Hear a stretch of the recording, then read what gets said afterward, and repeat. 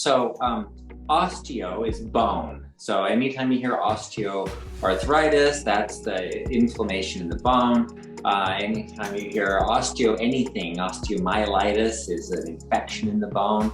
And then you have osteoporosis, is the bone is porous. It's like a sponge. And it's not solid, it's not firm. So it gets more porous, meaning there's more holes in it. And the sponge has more holes in it.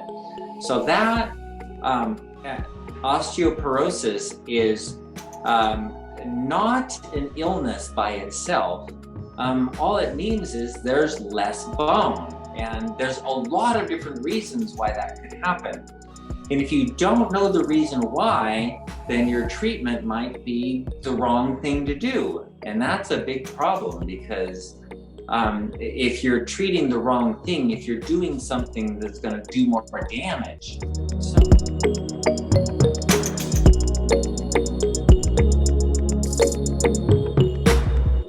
The star of the show, of course, is always Dr. Scott Saunders.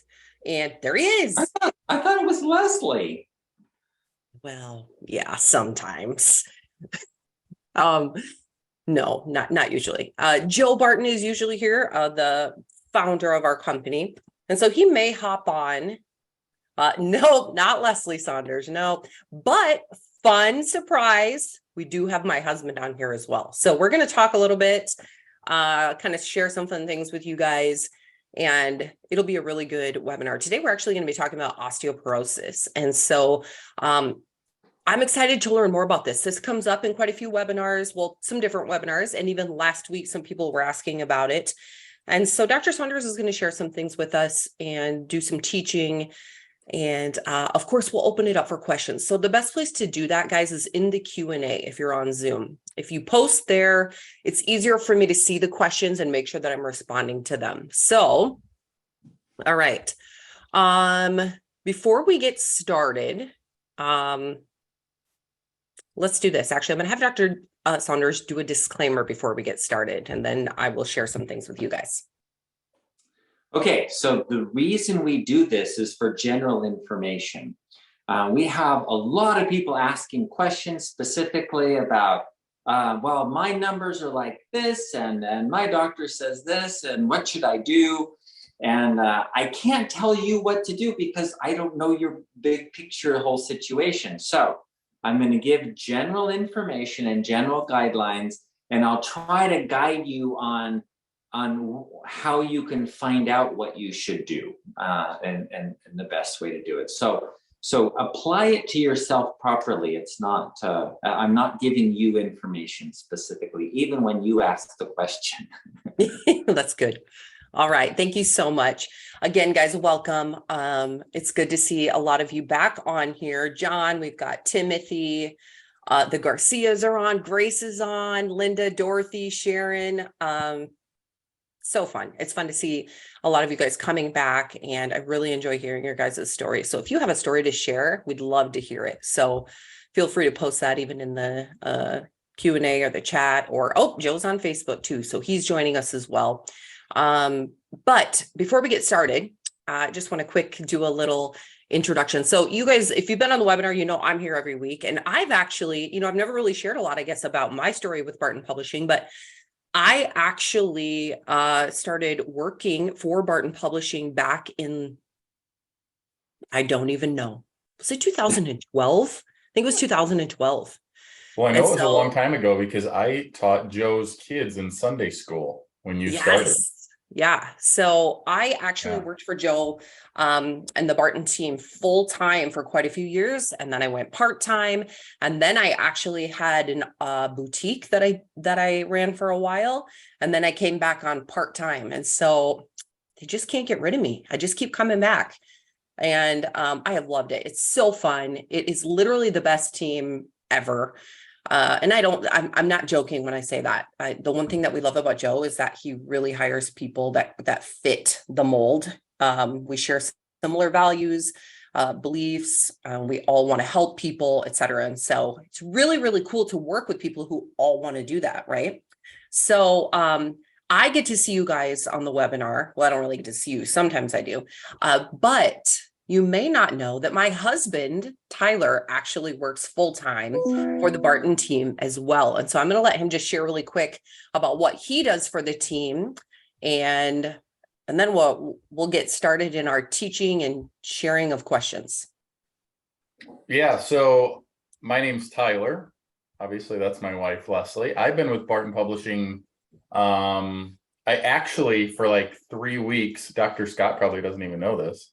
I did customer support a little bit just to like help out. And they were like, hey, we really need some help. Like, hey, if you'd like to jump on and help out, that'd be great. So I was like, oh, I can do that. That'd be fun. And so I did that for a little while, but I've now been with Barton for, it'll be actually 3 years right after the new year. So it's like Leslie said, it's such an amazing company and a good group of people that is, all very similar core values and what we believe and truly helping people more. And really, this webinar, I think, is a perfect example of that. Not just say, hey, here's everything, take it and run. This ability to jump on the webinar and I mean, to have Dr. Scott I think is one of the greatest things that we have in this company. So I'm so grateful for him. But my role at Barton Publishing is I'm on the leadership team. And then I also, I manage our partner relationship. So all the partners that we work with that help us promote our products so more people can see it and we can have more people meet our products and our team and Dr. Scott and Joe and Leslie. I help out and manage those. So that's kind of my role and what I do. And I'm excited I get to watch some of the webinars. But as we all know, everybody gets busy. You don't get to see all of them. So I'm really excited to be a part of it and probably ask a few ridiculous questions. And quick side note, I am also a huge Vikings fan, just like Joe. So just to make sure we all understand, that is it should almost be a core value of Barton Publishing, but it's not yet. So. Oh boy. Joe's on Facebook, so he's listening. Okay, thank you for that. You'll notice we'll have some people from our team who are kind of popping in on the webinars just to say hi so that you can kind of see our team. They're really wanting to focus into and hear your stories. They want to learn from Dr. Saunders as well, make sure that we're doing the best that we can with our customers. And so last week, we got to hear a little bit from Dr. Saunders about kind of his story. And we mentioned that every single time we talk to him, we learn more. And so Dr. Saunders, this time, if you would just really quick give an overview of how you ended up, why are you doing what you're doing? How did you get here? How is this different from what you were doing maybe even 15 years ago? Oh my gosh, it's quite an odyssey, actually, of going through medical school and then working for the county of Santa Barbara and seeing all the people that don't have insurance at the county clinics and all of that, working with homeless people, and then working in a nursing home, and then finding people with lists of 20 and 30 medications. And they were having drug interactions, and these are old people, and they have dementia and they can hardly function. And now they're all putting all these toxins into them and not being able to get them off because I was never taught how to get people off of medications. It's something we're not taught in medical school. So that's why your doctor can't get you off the medication. It's like, I don't know how. So I had to do training and learning and all this online stuff. And then I found the anti-aging people, the Institute of Anti-Aging Medicine, that they started saying, hey, you know what? Drugs actually aren't good you're not going to age very well if you're taking drugs. So they get people off drugs, and they helped a lot. I learned how hormones work. And so I started learning the biochemistry of the body in order to say, hey, that's not a good idea, or that is a good idea. Yeah. So here I am. Awesome. I have a message here from Joe. It says, Dr. Scott and I met 15 years ago in October of 2007 and started working together shortly thereafter, a match made in heaven. We randomly sat down with each other at a breakfast at a marketing seminar in LA and have been friends and coworkers ever since. Yeah. Very cool. Very cool. That is really cool. Hey, Leslie, can I quick ask one question of everybody Yeah. that's watching? One of the things we've been talking a lot about at Barton Publishing behind the scenes is how can we continue to help you guys, people watching this webinar, more? You know, the webinar was one thing that we did that people suggested, and it's been a huge hit, and it's been amazing. And we're just always like thinking of new ways, like how can we help you guys more? What are the other things that you guys are wanting or needing or have thought about, or ideas that you have? So as the webinar goes on, I'd love for some people to post some stuff in here so I can take that information back to the team afterwards and start to help you guys more. So Awesome. Good stuff. Okay, let's go ahead and get started. So today, again, those of you who are new, each week we try to kind of hone in on a topic and then open it up for questions, and all concerning type 2. And osteoporosis has come up a few times, and believe it or not, in the 160 plus webinars that we have done, I don't think we've covered this topic.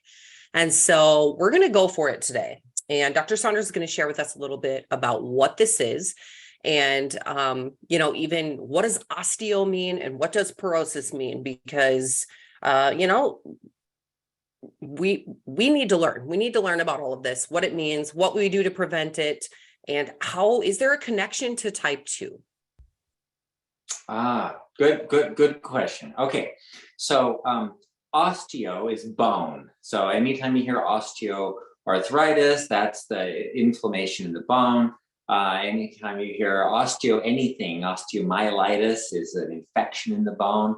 And then you have osteoporosis, is the bone is porous. It's like a sponge. And it's not solid, it's not firm. So it gets more porous, meaning there's more holes in it. And the sponge has more holes in it. So that osteoporosis is not an illness by itself. All it means is there's less bone, and there's a lot of different reasons why that could happen. And if you don't know the reason why, then your treatment might be the wrong thing to do. And that's a big problem, because if you're treating the wrong thing, if you're doing something that's going to do more DAMAGE. So when your doctor says, we need to screen you for osteoporosis, and they do something called a DEXA scan.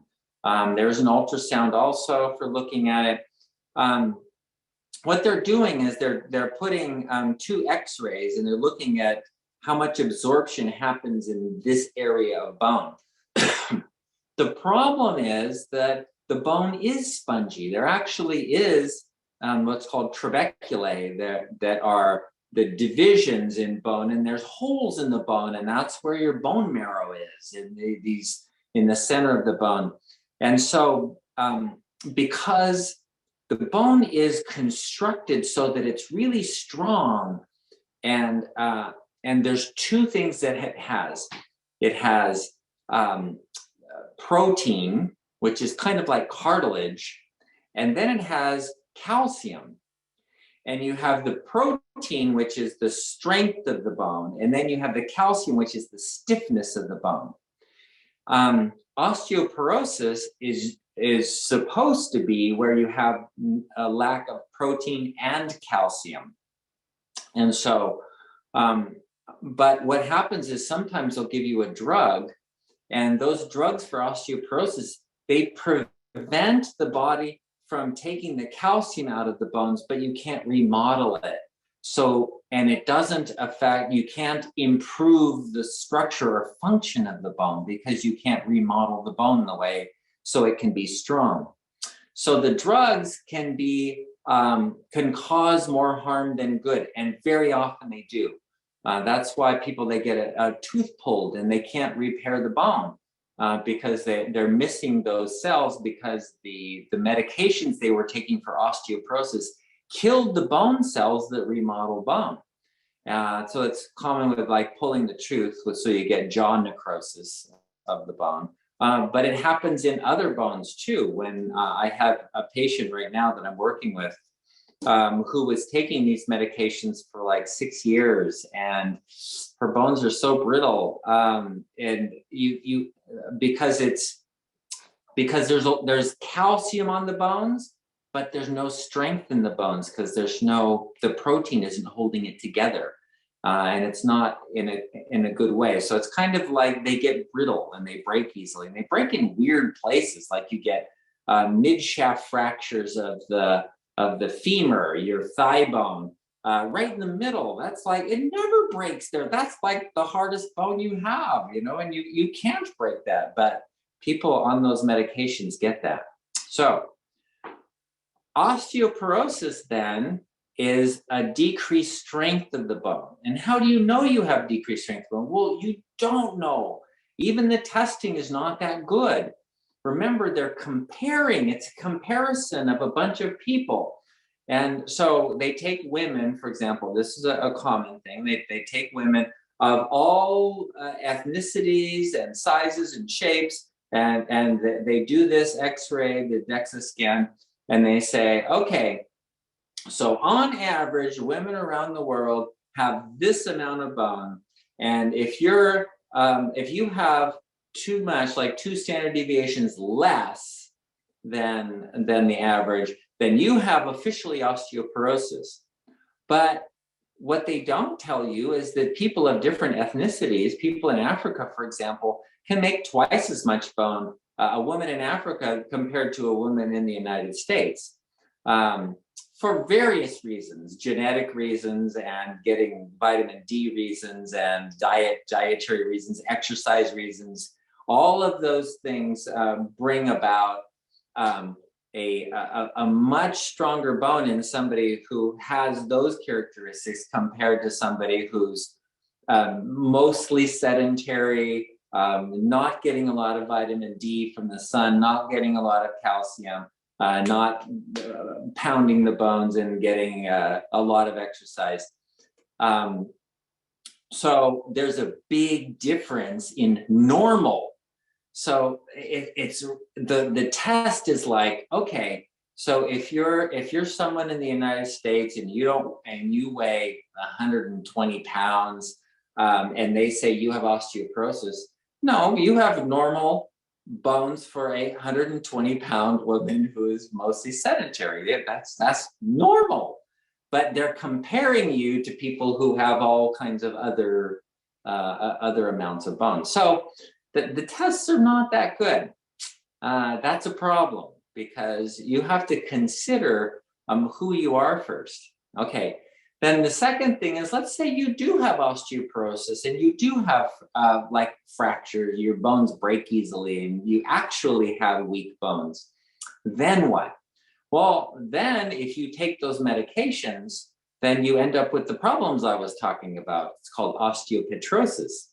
And that's not a good thing to have. So the way to handle osteoporosis is way different.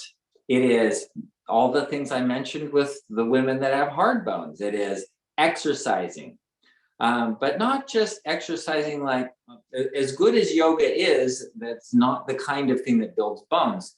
You need weight-bearing, strengthening, muscle strengthening exercises. So if you're running, you're actually making microfractures in your bones that will remodel and rebuild stronger than they were before. And that's the kind of thing you need to do. You need to put enough pressure on your bones to actually make microfractures. You're actually breaking those little trabeculae, the little sections of your bone. And then the osteoblasts will come in and rebuild. Osteoclasts will remove the bone, and then the osteoblasts will come in and rebuild that bone stronger than it was. And that's how you're remodeling constantly. And so exercise, very important. Getting enough calcium. Now, just does taking calcium make it better? Maybe. You have to be careful though. Just taking extra calcium often causes you to put calcium deposits in your arteries. And there actually is enough calcium in food. Calcium is not really deficient in food. what you need to do is absorb the calcium. And so a better way to do that is with your hormones. And the main hormone is what we call vitamin D. Vitamin D is the hormone that allows you to absorb calcium from your intestines, and it stops you from excreting it in the kidneys, so you have this extra calcium. And then you take vitamin K, which is also fat-soluble vitamin. Vitamin K is actually a vitamin, and you get that in green vegetables.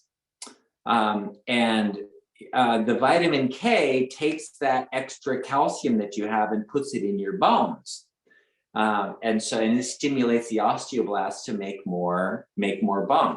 So you can actually stimulate more bone with exercise, vitamin D, and vitamin K as a minimum. Now, having said that, there is another issue that helps put bone on, and that is most Americans are deficient in magnesium. Without enough magnesium, you don't efficiently put that calcium into your bones, and you can get like calcification of your arteries instead. So magnesium is another thing that you also need in order to build bones well. So the other things that build bones, like phosphorus and all that, aren't a limiting factor in putting bone on. But those are the key things to have: exercise, vitamin D, vitamin K, and magnesium. And that will help you put on bone. Now, the next question Leslie brought up: what does that have to do with diabetes? It doesn't specifically have to do with diabetes. It does. If you have type 2, you have metabolic problems, but that doesn't necessarily lead to osteoporosis. And having osteoporosis doesn't lead to diabetes either. They're not directly connected. Okay. This is such good information. I appreciate this. Let's talk a little bit about, okay, so you talked to us about exercise. You talked to us a little bit about vitamin D and vitamin K. We do have some supplements for vitamin D, vitamin K, and magnesium. And so let's just briefly talk about those. One of the things I want to mention is, those of you who've been around the webinar, we talk a lot about the diabetes solution kit. But if this is your first time and you don't have any idea what this is, this would be something definitely to check out if you have type 2 or you're pre-diabetic, or maybe you have a loved one who is. The diabetes solution kit is what we reference mostly on this webinar. And it is pretty much food-based, reducing stress, lots of good information in here. And Dr. Saunders isn't a big proponent, I guess, of supplements, but we do have supplements. And so he really encourages us to make the changes with food, to reduce stress, to get exercise, to do those core things. Sometimes that's not always easy, or it's not always easy to get some of the vitamins that we need. And we've talked a lot about these in some of our webinars. If you go to Barton Webinar, there is bartonwebinar.com. There's a link to our YouTube channel where we go through all of our supplements. It actually took us 2 webinars to go through them all. So we did Barton Supplements 101 and Barton Supplements 102, and we go through each of these. But the 2 that I just want to talk about really quick, hold on here. The ones you mentioned, well, you didn't mention this by name, but Synachroma, if you can see that. This is, well, actually, I'll let Dr. Saunders talk about it, because a couple of the things that he mentioned are found in this supplement. Yeah, okay. So these supplements are formulated specifically for people who might have type 2. So they're not for osteoporosis. However, since vitamin D makes you more sensitive in your insulin receptors, more sensitive to insulin, then vitamin D is included in Synachroma. So there's enough vitamin D. It's not like a lot of them have these little tiny doses. This is 5,000 units of vitamin D.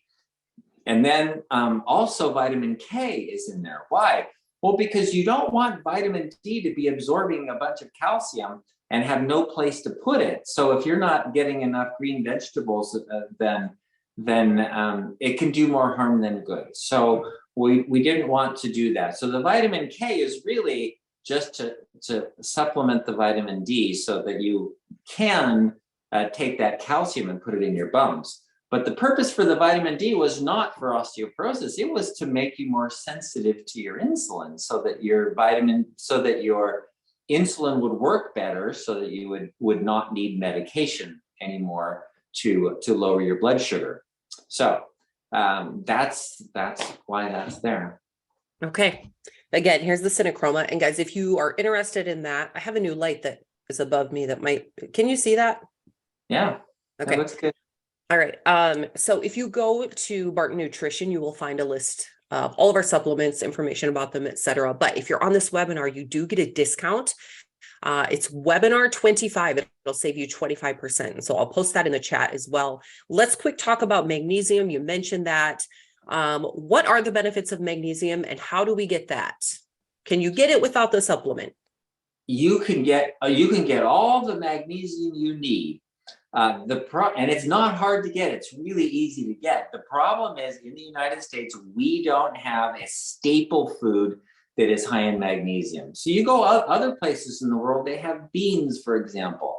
They eat beans every day. Beans are pretty high in magnesium. Any seeds or nuts or whole grains or green vegetables, anything green. The color green is actually green because of magnesium. Chlorophyll is green because of magnesium. But none of those are staple foods in the United States. You know, instead of greens, we have like iceberg lettuce, which has practically no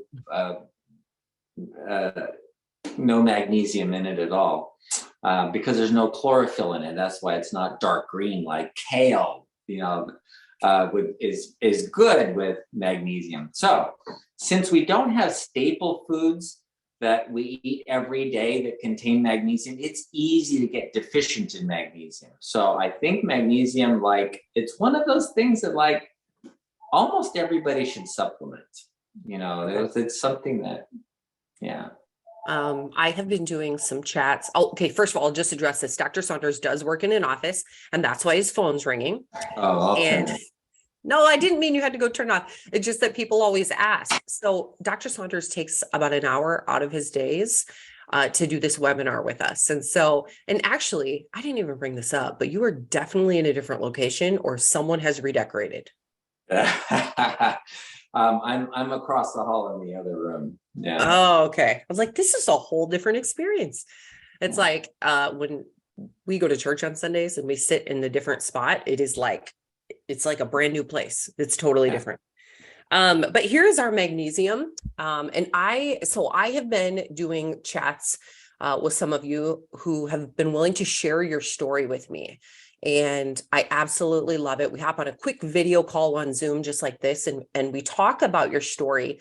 And sometimes I might send some supplements as a thank you. But so if you're interested in that, message me, Leslie@bartonpublishing.com. But this is one of them that I always recommend because a lot of people haven't tried it. And we use this in our house every day. And I mean, I have heard you say for years, most people are deficient in magnesium. And so there isn't really a reason why you wouldn't want to use this, I don't think. But it is a spray. And I remember the days where we didn't have a magnesium supplement. And I remember Joe showing up to events and he'd be like, dude, check out this magnesium spray. Okay, he might not have said dude, but he's like, check out this magnesium spray. And we'd all be passing it around, spraying it all over ourselves. It was so funny. But now we have our own and it's really good. So check that out at bartonnutrition.com. Again, the code is webinar 25 if you're interested in that. Okay. So there you go. We did have somebody, I believe it was Sue, ask, oh, I lost it. I think it was, what was the difference between osteoporosis and maybe it was osteopenia? Osteopenia. Yes. Yeah. Okay. Osteopenia means, so you have a normal amount of bone and you have a little bit less bone, that's osteopenia. And when you have your 2 standard deviation, osteoporosis is where you're missing a lot of bone, where it's half as much bone as they think you should have. Okay, very good. Wait, can I ask a question? Yeah, you bet. The exercise piece, Dr. Scott. We need to go break our bones so they can heal. That, I think that's kind of how you said it. Jumping out of trees. No, but you just said like you actually need exercise. What level of exercise do you need for that to happen? Like, could you go for a walk and that's happening? Or do you kind of need to get after it? Walking is great. Yes, walking works, running works. But my point was that laying down and doing isometric exercises isn't going to do it. You know, you really have to stress the bones, and so walking is stressing the bones, and that's okay, especially anything cardio related, probably, right? Right. Okay. Right. All right. Good question. Okay. Oh, I muted you, Tyler, if you needed to say anything else. Okay. Feel free to post your questions in the Q&A, guys. I'm going to start going through some more of these, but we did have, let's see, a fun message from Timothy. He is down another 3.4 pounds since last week, and he saw a morning low of 108 for blood sugar. Awesome. Yeah, buddy. So fun. I gotta find one of those like clapping sound, like a crowd that claps. I'll work on that. Because this is amazing. I mean, you guys are doing the hard work and you are changing your life, and this is so fun. Let's see. Timothy also said, thank you for your weekly interaction. Much appreciated. I've also gone to waiting 5 hours between eating, which I never did regularly prior to Dr. Saunders. Oh, good. That's one of those really big myths that we've talked about. That's what we need to do a webinar on. All the diabetic myths. That's a really good idea. Okay. So, but that's one of the things he talks about, is that we're told to eat, 3 meals with snacks in between. And I just have loved his education on this. So good job, Timothy. How are you feeling? Let us know. Let's see. Oh, Will is here in Central Mexico. Hello. Inez has a really good question. Is metformin bad for our bodies? Okay.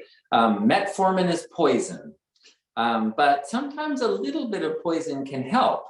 And so you have to look at it sort of as why are you using it? How long do you need it? And that kind of thing. So is it good for your bodies? I don't know. There's anti-aging research now on metformin. They're saying, like, everybody should take this stuff because it blocks the sugar, and when it blocks the sugar, it forces you to burn fat, and when it does that, it gets rid of cancer, and it prevents you from aging fast. And so the anti-aging people are saying, wow, this metformin is amazing stuff. But if you look at what it does, the increased cyclic AMP, you can do the same thing just from fasting. So I think you're better off fasting, because instead of just having that one little benefit, you get so many more benefits. Good information. And we do have webinars where Dr. Saunders goes into detail about what's happening to your body when you're fasting and doing the 6-10 reset. And it's just very interesting. I think we'll see Dr. Saunders here next month. Well, I will in person, and Tyler will as well. And we need to do another teaching on that. I think I'm starting to get a lot of questions about that, circadian rhythms and anabolic, metabolic, all of that. So that's really good stuff. Okay, let's see here. We have Tyler had asked, what are some things that you guys may want from us in order to continue to help you more? And here's some feedback. Olivia says, Dr. Saunders, you are a God-given gift to all of us. Thank you. Thank you. Oh, I agree. That's true. All of us on our team. That's the truth. That's how you know he's legit, because everybody who works with him thinks the same thing. So he doesn't just hop on and we're like, oh, here comes that Dr. Saunders guy talking whatever. Like, we all I even try to give him snacks sometimes, and he resists every time. I know. I'm a snack king. All right. And then John says, what else can you do? Don't stop. This is my support group. Oh, I like that. That's awesome. Thank you for that. Okay, Glenn says, good afternoon, everyone. Glad to be back on as I've missed a couple of weeks and I don't seem to find time to listen to the replay. Is a probiotic something that I should be taking? And if so, what amount? Your staff told me at first to take 25 million or billion units of the supplement I was taking instead of the 50 and to take only one pill. Okay. Probiotics. This science is so in its infancy. I mean, we're just barely learning about how important the bacteria in your intestines are, and it's not just one bacteria. You want broad spectrum, because if you only have one, you miss something called resilience. You want your bacteria in your intestines to be resilient to everything. So whatever you throw at them, if you get an infection, have to take an antibiotic, and you only have one good bacteria in there, then what's happening is you're going to kill off that one good bacteria, and then you have a bunch of bad bacteria growing. You get diarrhea and all these problems. So resilience is having a lot of different kinds of bacteria. So should you take a probiotic? Well, if you think about the history of it, hundreds of years ago, people ate food that had probiotics in it, like all the time. Yogurt was actually full of bacteria. Your bread was full of bacteria. Your kimchi and but not just fermented foods. Peas porridge in the pot 9 days old had a bunch of bacteria in it. The people didn't know that it was full of bacteria, but that's what's going on. So now fast forward to today, when everything is pasteurized and irradiated and bottled and canned and sterilized, and so we have all this sterile food and everything. They wash the lettuce now in bleach to kill all the bacteria. So even your produce, there's like nothing with any bacteria on it. So why is that important? Well, it turns out that there's certain types of bacteria that don't stay in our intestines very well, that they don't grow there very easily. They'll go in, as long as you're eating them, they'll grow for a while, but then they get kicked out by the other bacteria and they're not there all the time. So should you take a probiotic? You know what? The research is showing you should take a probiotic. Now, what kind of probiotic? And that's where we don't know. So generally lactobacillus. And as far as the amount goes, 25 billion, 50 billion, 100 billion, it may not be that important.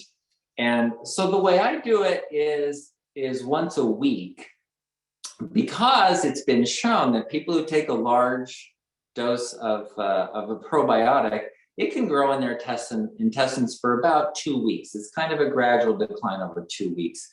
And I try to eat fermented foods and things that have real bacteria in them, cheeses that are real, not pasteurized stuff and all that. So yes, a probiotic is a good idea. How much you take, we don't really know, but if you think about how you have hundreds of trillions of bacteria in your colon at any given time.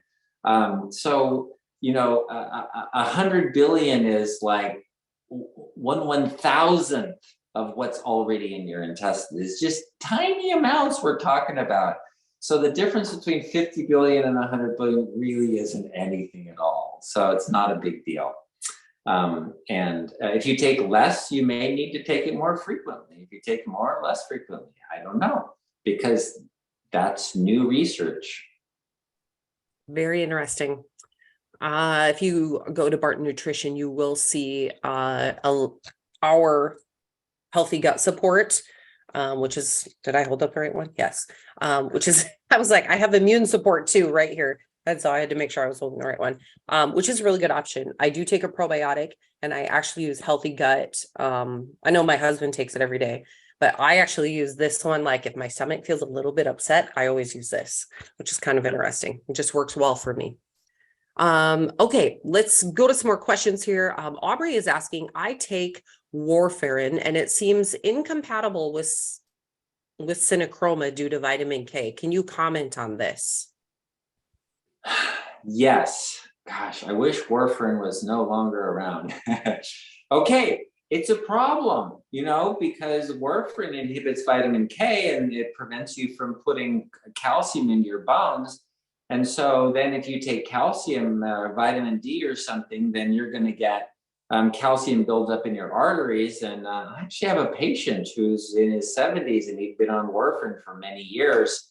And all his arteries from his head to his toe are just full of calcium. They're hardening of the arteries because of that warfarin. So, I don't think warfarin is a good long-term solution. I think there are better ways to deal with that now with the clotting. So I would talk to my doctor and say, hey, what's another option for that? And then you can take the synochroma and it'll be good. All right. And prevent osteoporosis. Yeah. There you go. This is a really good question. And this is from Anonymous. It says, is there any hope of eventually getting off all pills someday, including medications and supplements, as I'm 50 pounds overweight with an A1C of 9.3?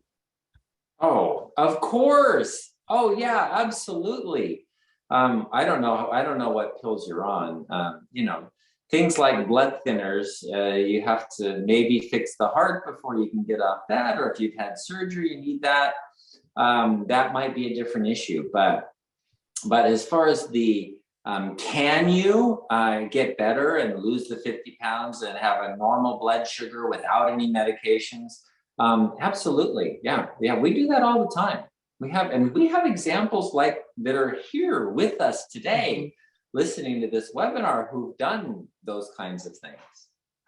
And I would recommend, again, if you have not seen the Diabetes Solution Kit, you really need to check that out. You can find it at bartonwebinar.com, all the information about it. Again, this is what Dr. Saunders recommends to his patients in his office. This is just much cheaper. And sorry, I hate to say that, but it's true. It's true. Hey, you get what you pay for. And he says it every time too. We're spending too much time together here, Dr. Saunders. I know. Okay. But really, the people who have gone through this have just, most people who've gone through this and stuck to it have had a lot of success, and everybody's a little bit different, but I would just really strongly recommend that. You can get the downloadable version of it right away if you want to get started today, or you can get the printed copy mailed, whatever you want to do. But I would really recommend checking that out. So good questions. Aubrey's also asking, are Cheerios for nutrition? How are Cheerios for nutrition and for blood sugar? They are whole grain oats. Blah. No, they're not. That is okay. Look on the label and look at how much starch there is.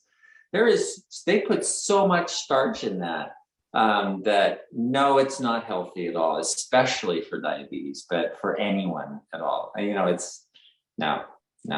Don't give your kids Cheerios. And if you're following the Diabetes Solution Kit, the goal in phase 1, which is kind of that first phase, that strict phase, you're sticking to under 20 net carbs per day. And so if you're having Cheerios, you might get like 3, I don't know, for the day, and then you're done. I don't actually know how many carbs are in it, but that's something to think about. I don't know if you're following the Diabetes Solution Kit or not, but this would be something to really consider. Okay. All right. Another good question. Inez says, how come I have problems losing weight? I am type 2.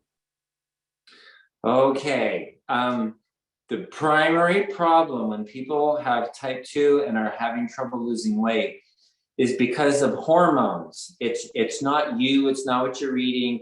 You can have two people sitting side by side and eating exactly the same things, doing exactly the same amount of exercise. One of them's gaining weight, one of them's losing weight. And you're like, what the heck?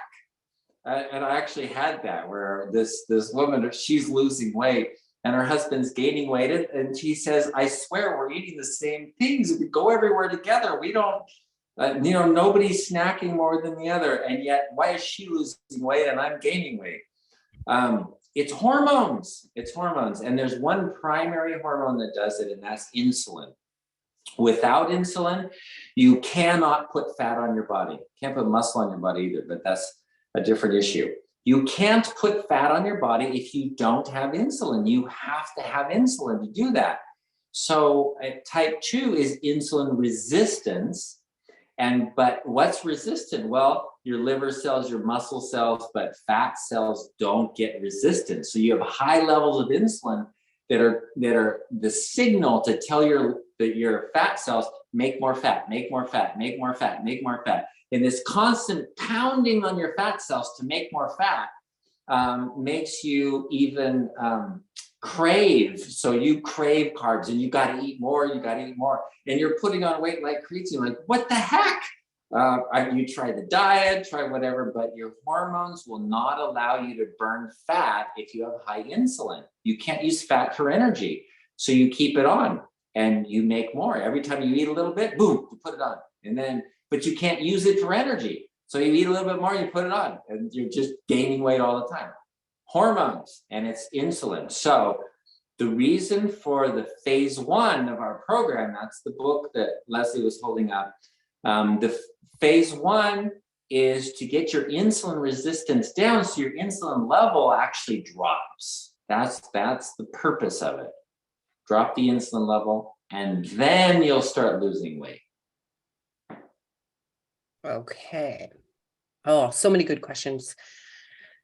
Aubrey recently watched Dr. Saunders' video series and found it very informative, which I'm thankful. And this is another good comment. Timothy says, I do have a question this week, not on the subject at hand, but I've discovered that I love eating sweet bell peppers, the green, the yellow, red, all of them. Is there any problem with eating these raw and daily multiple times, like at 2 or 3 meals? If so, please share with the fellow Barton nutrition takers that the mini sweet bell peppers are fantastic to add to a meal. No, they're actually low in sugar and they're not too sweet, even though they're called sweet, but they're not sweet like a sugary sweet.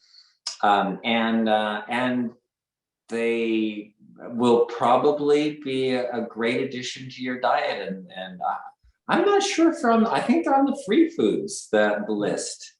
I think there's a recipe with them too. In fact, I think Butch is on the webinar today. I just chatted with him last week, and I think he makes, I'm pretty sure it was him that makes, it's in the Diabetes Solution Kit. I'm pretty sure we have a recipe for eggs that you make inside of a pepper. Pretty sure that was him. Maybe I might be getting that wrong, but they are in there. Really good question here. Can you take Synachroma with metformin? Yes, you can. No problem. We've had that question a lot of times before. I did look it up, and there's nothing. The stuff in Synachroma is not to lower your blood sugar specifically. It's because most people who have type 2 are deficient in chromium, vitamin D, selenium, vitamin K. And then we add cinnamon in there just to lower the blood sugar so you don't need medications. But mostly the purpose for Synachroma is for the supplement so that you can use sugar normally. Because if you don't have enough chromium, for example, and vanadium, then the enzymes that process sugar are not as efficient. So you need a sufficient amount of that to get your insulin resistance down and have everything function well. We had a really good note from the Garcias. Thank you for mentioning this. If you go to our YouTube channel, actually, I'm just going to tell you to go to bartonwebinar.com. There's a link to our YouTube channel. We have a whole section on there with some brand new HIIT workouts. And so high intensity interval training. And the Garcias are really into this. I know Vilo has done some of his own HIIT programs and also talk about success with the Diabetes Solution Kit. They phenomenal couple, just love those guys. But they recommended that if you guys are looking for some exercise options, that is a really, really good place to go. I forgot about that because it's new to us even. But they're really good workouts. A friend of Joe's family did those. I cannot think of her name. Tyler, you might know. Anyway, they're there. I'll find the link to it and I'll post it in the chat, but that's a really good thing to consider. And they're quick. They're really quick workouts. So if you're able to do those, that's a really good option. Another question here from Catherine. Is there any cereal that's good for someone with type 2? Okay. My advice is to avoid cereal, especially cold cereals with milk. They just raise the blood sugar so much, and they cause insulin resistance. It's just not a good thing to use. Even like those really awesome granolas. Some of the ones that are carb free, they use nuts, but they still put sweeteners in them, and I have an issue with that because I've had several people that are not able to lose weight because their insulin stays up because they're burning, because they have these artificial sweeteners. So it's just best to stay away from cereals. Okay, Dr. Saunders, close your ears for a second. Okay. We did find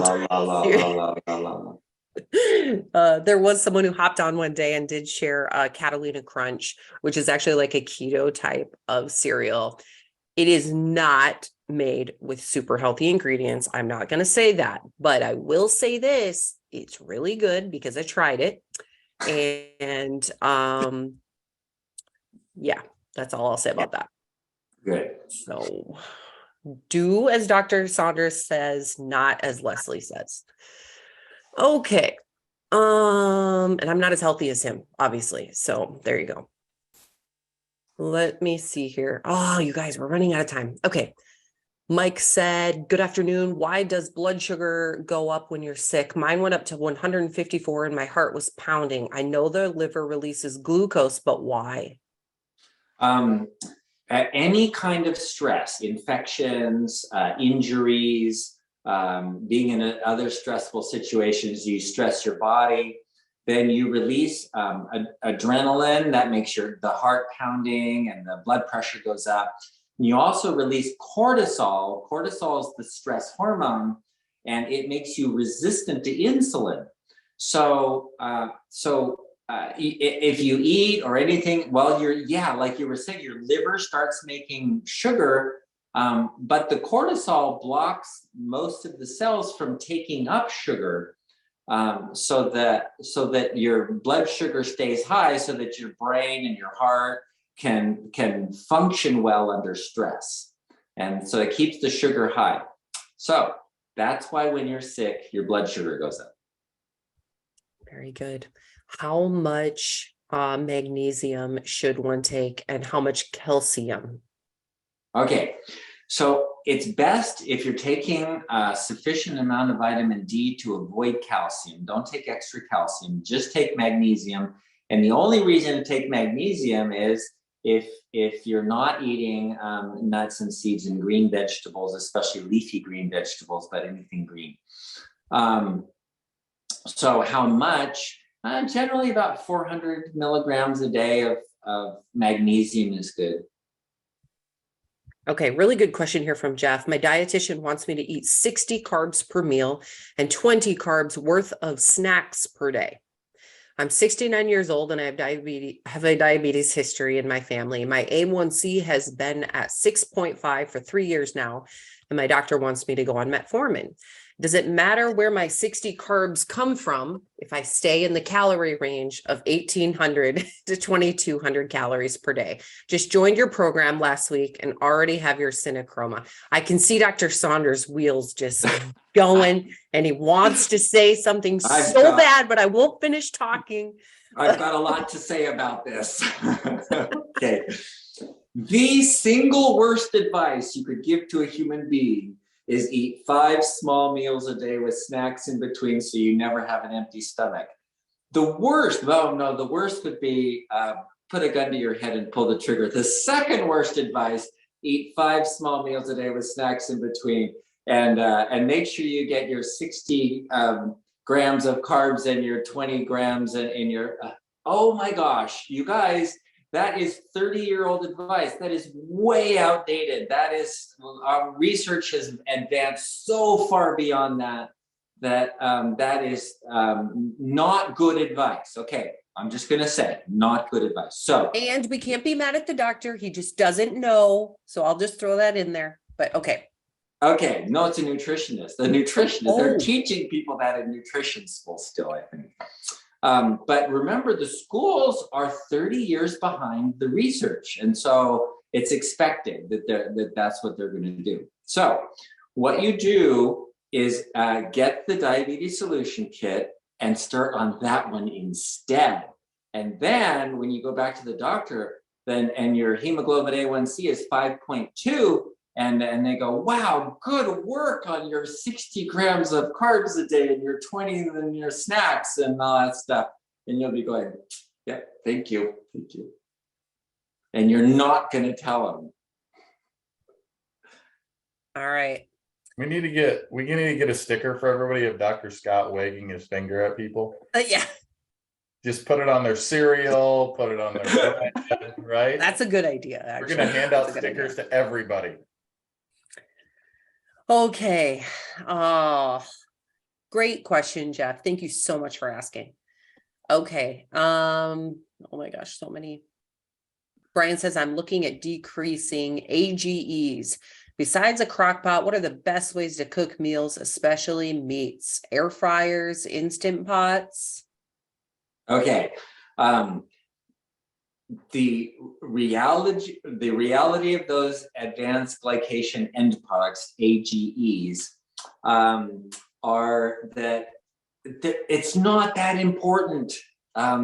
It's one of those things where you're swallowing straining at a gnat and swallowing a camel, as it says in the Bible, right? Straining at a gnat and swallowing a camel. This is a small thing compared to the biggest thing. So when we look at sugar toxicity being the #1 cause of death in the world, and by far, and toxicity of glucose, of sucrose, of fructose, toxicity is 1,000 times more than AGEs. Then the AGEs are so minor that it's like, okay, don't even worry about that. Just like worry about the big things, like do the big things. So what do you do instead? Get the book, do phase 1, do phase 1 of the program. And you know what? If you want to barbecue some meat, go ahead and barbecue some meat. And okay, so I'll give you a tip on that. You can neutralize, it's the best word I can use right now, neutralize the AGEs with rosemary. So, you know, when you barbecue, just put some rosemary on your, with your barbecue, and then enjoy. Very good. But don't use barbecue sauce. It's bad. All right. I had a couple questions about Prolia shots for osteoporosis. And is this good for you? No. The answer is no. No. What Prolia does is it kills the cells that remodel your bone. That's what it does. It kills your cells that remodel your bone. It doesn't get rid of bad cells. It gets rid of your normal good cells. Gets rid of them. Not good. Is there a way to test for magnesium levels? Yes, there is. There's two tests that you do when you do magnesium. You do the serum magnesium and the RBC magnesium. Because if you have low intracellular magnesium, then that'll be in the RBC magnesium. RBC means red blood cell. So the red blood cell magnesium and then the serum magnesium. So yeah, that's testable. And I do it on almost everybody. Okay, last question here. Lupita is asking how much liquid Floridix I think it's the stuff they use for iron. Iron, Floridix. Okay, how much should be taken for a type 2 person? So if you don't need iron, you probably shouldn't be taking it. Iron is an irritant to tissues, and it can actually do damage. But if you're iron deficient, then you should be taking it every day. If you're not iron deficient, but you want it because there's other things in it, the liquid as a supplement, once a week would be great. Okay. And I lied, one more question. Why does cortisone raise your blood sugar? Because it makes you insulin resistant. Like immediately when you take it, it makes you insulin resistant and your blood sugar just goes, but it also causes your liver to put out more sugar too. So it's got a dual effect. Okay. All right. Dr. Saunders, such a blast as always. Thank you for being here. We will see you next week. I'll hop on. I'll stay on here for just a minute for some of these questions. But we so appreciate you. So go bless your parents, your patients today. All right. Bye. Bye. And Tyler, thanks for being here today as well. I'm just going to go through a few of these questions if I can. Is oatmeal also bad because it's a cereal grain? So the issue isn't really with whether it's a whole food or not in the beginning. When you're doing the diabetes solution kit, if you don't have the diabetes solution kit, I would really recommend that you guys check it out. So phase 1 of the diabetes solution kit recommends and talks to you about how you stay under 20 net grams of carbs per day.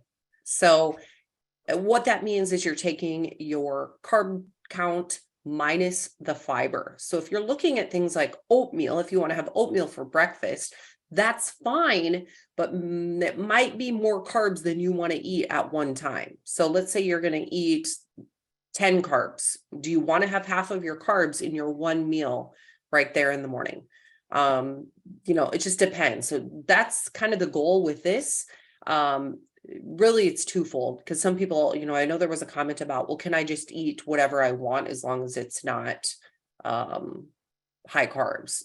I mean, you can do that, but your body will respond better if you're eating real whole foods versus a Snickers to get your 20 carbs for the day. You know what I'm saying?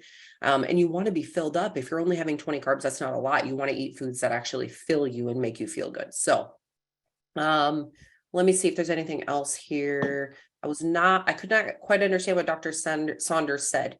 Serum or serum magnesium test. Okay. So you can test there's 2 different tests to test your magnesium, is what he said. One of them was doing the RBC.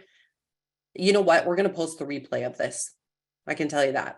But otherwise, email me, Sue, and I'll try to catch that on the replay. But it's Leslie@bartonpublishing.com, and I'll try to get that once it gets uploaded. Timothy says, what an extreme privilege that Barton Nutrition hires him to speak with us each week. I agree, Timothy. We're super thankful for him. Thank you for sharing that. Let's see. So Dr. Saunders, I think somebody posted the link to his website. Yes, they did. Okay, good deal. Lots of other questions here. This is more of a question for Joe. I'm not sure if he's still on. But someone asked why we partner with other products that seem to be in conflict with your diabetes solution kit. An example would be the blood sugar formula. And so, Tyler, you might be able to answer this, or Dr. Saunders. Oh, he is here. So, Joe, if you maybe want to comment on that. I have some thoughts about it, but I don't want to say the wrong thing here. So why do we partner with some people who might contradict? One thing, though, that I will say, there is for me personally, the idea of helping as many people as we can, however they get the information, I think is really important. Not everyone always agrees, right? In the best way, as you know, you can see when people go to the doctor, they get completely different advice.